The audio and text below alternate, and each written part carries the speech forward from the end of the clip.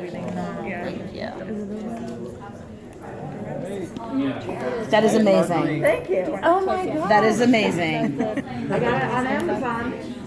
That's incredible. And I can program it. You can program it? Oh my god. It's just That's fantastic. I want to ask you questions.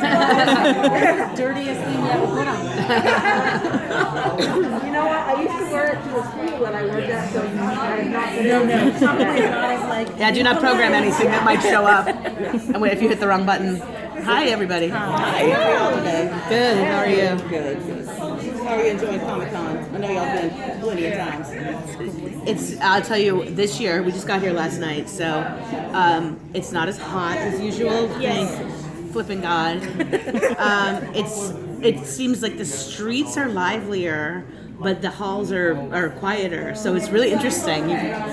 I'm used to, I'm usually with the big, 9 CW shows, and so there's, Riverdale people and Vampire Diaries people crossing paths in the hallway A or whatever, and this is nice and kind of calm, but still everybody's really engaged and really excited to be here. My first question is, how different or similar has it been adapting another vampire book into a series? This is actually been a very different process because when we started with Vampire Diaries, Kevin and I read the first book. He may not have actually finished the first book. I can't be sure. But we, instantly saw sort of the Twilight comparisons, even though those books had been written earlier. And so then we had to spend a lot of our time kind of working away from the Twilight comparisons because we were following Twilight and didn't want to be compared to Twilight.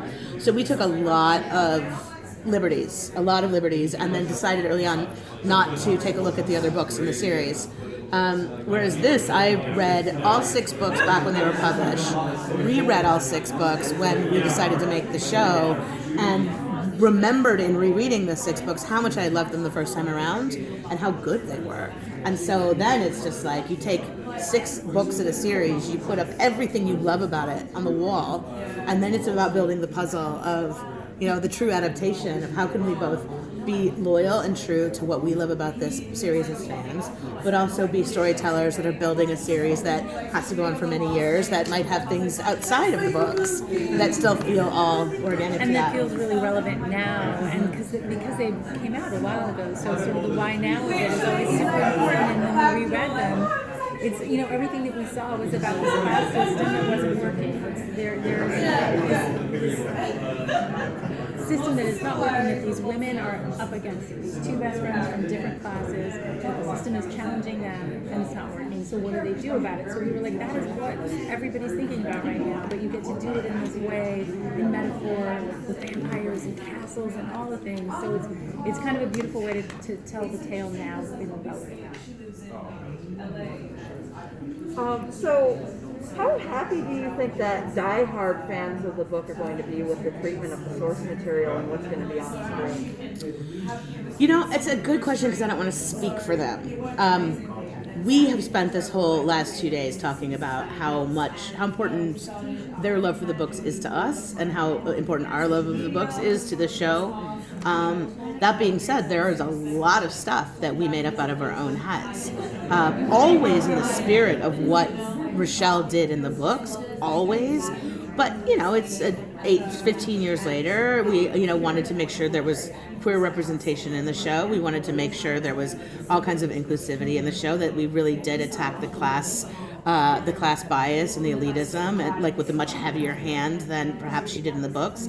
And we also had a lot of fun in the decisions we did make to, for example, tell the first episode in a different order than the first book. With that came losing certain things, punting them down into future seasons, or bringing things from book 6 or 5 up into the first season. So I guess if someone's looking for a faithful adaptation, filled with all this, everything that they had in the books, they're not going to get that. But I think that they'll see that everything that's in there is within the love and spirit of the books themselves. If that makes sense. Yeah, I think it does. I think we love the characters. I mean, why I love the books. So again, I can't speak for everybody. These characters are so compelling, and I love them. I love Doris Hathaway. My novelist, the director. I love these. So that love comes through, and I think that the spirit of who those people are and how they behave with each other is really there. So is the romance that you have. Like nobody So was is the like, spirit. maybe Rose and Dimitri shouldn't get together. I Yeah, don't there's know. none Like, of there's that. none of that. Oh no, like as you say, canon. Some stuff is Yeah, canon, so we're yeah. very, very true to that. But I also think, I mean, I love adaptations. I love to see, all the Jane Austen adaptations. There's like 20 of every single one, and I love to see all the different ways in that people go. So if you're somebody who loves the characters and is a little open to saying, here's this world we set it in, and there's all this truth and all this affection for the source material, because she did a brilliant job, Shani. I think they'll come along. I think we'll win them over. They'll come along for the ride. It might be at first a little like, then grr, and then like, ooh, and then I can see that being the journey. Thank you. What are you excited for the fans to see the most? I think it's a grab bag of things. One, like personally, I'm really excited to show off Rose and Lissa, because we worked really hard on their friendship, and we worked really hard on casting, and we worked really hard on chemistry and making sure that we were being true to that relationship. And so we really think we did it and are excited about it. I, of course, am excited for people to meet Dimitri. I'm terrified for people to meet Dimitri, because Dimitri is not the swashbuckling, long-haired, sexy Russian. I'm not worried. But, I mean, He's great. if you're not going to find a sexy Russian, then you got the next best thing I think in we Kieran did. Moore. I think we did okay there. Yeah, I think we did just fine. Also, just the setting, like it is magnificently beautiful. We have great artisans working on everything. Just when you see the costumes, when you see the setting, when you see the quality of the production, I feel very proud of that. I feel like it's visually sumptuous, and it's really set in its own unique world. It's like a world we haven't seen before. So we talk about it being both set in the ancient and modern world. It's this separate society that's kind of come up differently. And I just feel like it's unique, and so I'm excited for people to see that. I mean, I can't wait to hear people's feedback. I'm really excited. I always wondered what the royal court would look like when I read the books, right? Exactly. And in my head, I'm like, well, there'd be a castle, obviously, and then there'd be like streets, and probably they'd be cobblestone, because it's the royal court. And would there be like dress shops? Would there be boutique? Like, what would it look like? And then we get to this Olite, this town that has a castle on it, and cobblestone streets leading away from the castle with little shops, and I'm like, we don't even have to create the royal court with visual effects. We like found it all in the same location, and it's so exciting. And we made our own currency. We decided that the money should be called mirrors instead of dollars, like Vladimir Mirrors. So we have money that's unique to the show. We have a language that's unique to the show. Old Moroi is in all their like religious scripture. That we have the guy that created the Dothraki language from Game of Thrones created our Old Moroi language. So you could actually like translate your name into Old Moroi lettering, which I think maybe one day will be a social media app. We just had fun with all that stuff, and so I'm really excited to show it off. So kind of expanding on what you were talking about, are you going to expand the lore of the book, or like continue and make your own lore in the series? I think we're not gonna restrict ourselves from taking a right or a left turn that is outside of the books. But we are always going to be keeping the books in consideration before we do those things. Can this fold into a story that was in the books, that we can, even though we want to tell this kind of story, maybe we marry those two ideas together and we stay closer to what's on the page, or maybe we go far left, like we've talked about wanting to go to the compounds. The communes. Sorry, the communes. No, compound is my retirement fantasy. We've talked about going to the communes, To and where we actually see all of that. yeah. I mean, it's all that, but that's still Yeah. really rooted in the lore. Like that's what's great about the books. There's so much in the books, so much in the stories that are there that it may be a left turn in terms of something you haven't seen in the books, but it really does spring from those books, from that. Yeah. Thank you. Okay, so no shade to like previous supernatural shows, but a lot of them are pretty white and not as diverse. And I was looking at the casting for this, and it's pretty diverse. It's wonderful, and I wanted to know the importance of casting diversity for you.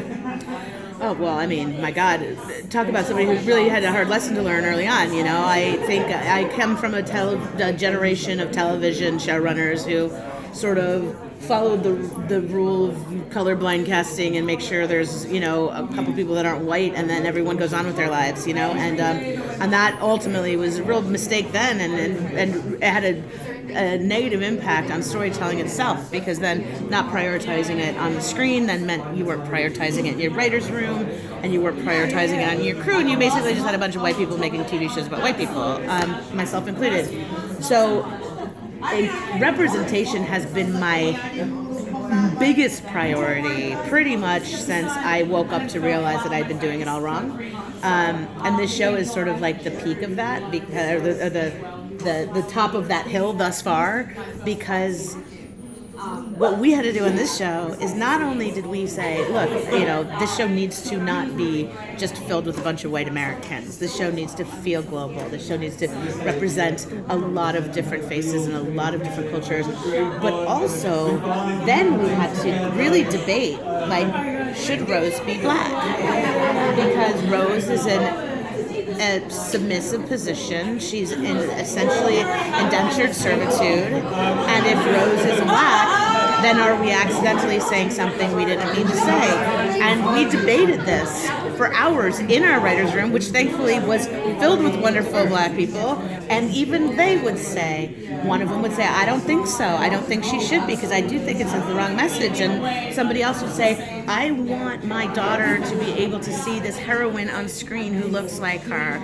And I don't care about anything else. And I would consult people outside of the show and ask the question, people who deal with this kind of question a lot. And the ultimate answer was for us is CeCe Stringer is Rose. She's wonderful. Period. End of story. She's clearly the best person for this role.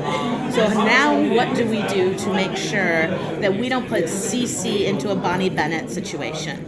And that came with making sure that the Dampier novices were not all comprised of people of color.